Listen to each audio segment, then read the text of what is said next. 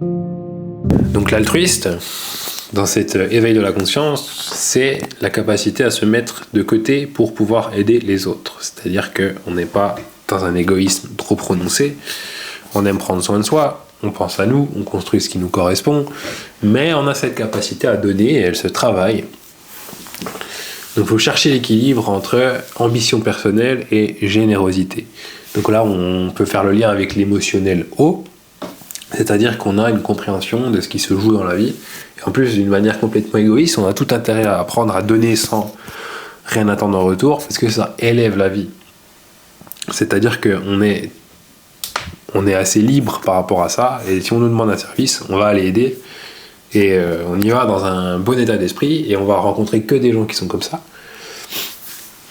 Et dans ces gens qui fonctionnent comme ça, ils sont joyeux, ils sont ouverts, et on se sent bien avec eux. Donc c'est-à-dire que rendre des services, c'est passer un bon moment.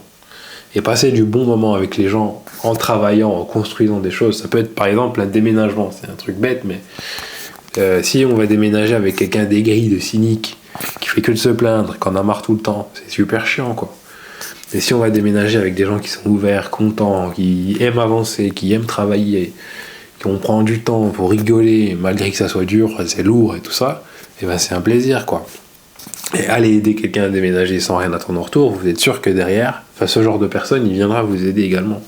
Donc il n'y a même pas besoin de se dire, parce que j'avais quelqu'un dans ma vie qui faisait que de toujours compter tout ce que je faisais pour lui, et si j'avais fait suffisamment pour lui, il venait m'aider. Et il me le disait comme ça. Il me disait, ah oui, si tu m'as aidé à déménager l'année dernière, alors je vais venir t'aider. Et c'est désagréable, quoi. C'est du dire, est-ce qu'on est vraiment amis ou pas? Parce que je comprends pas ce raisonnement. Donc voilà, vous avez les deux facettes. Un non-altruiste, c'est pas agréable. Vous n'avez pas envie de...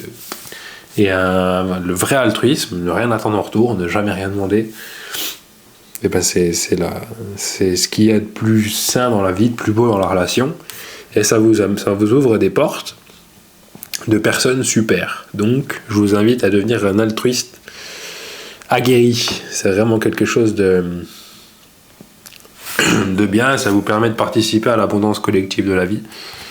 Voilà, on y va, on donne, on s'ouvre, on arrête de croire quand les autres veulent nous prendre plus que nous donner.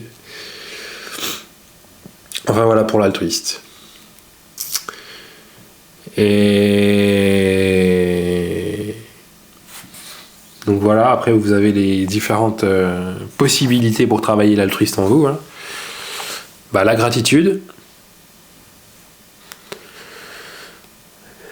la façon dont les autres peuvent nous témoigner de l'affection qui est parfois un peu déguisée, donc apprendre à décoder le langage de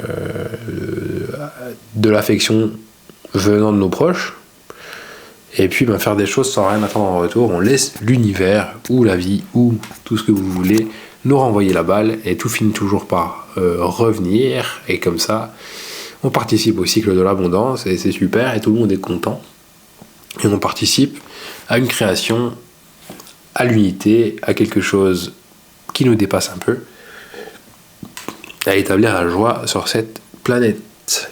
Donc voilà pour l'altruiste. Je vous propose maintenant de passer au retour à l'innocence, une fois qu'on a traversé les phases de transformation, et on va voir en quoi est-ce que on peut se sentir bien quand on est retourné à l'innocence. À tout de suite.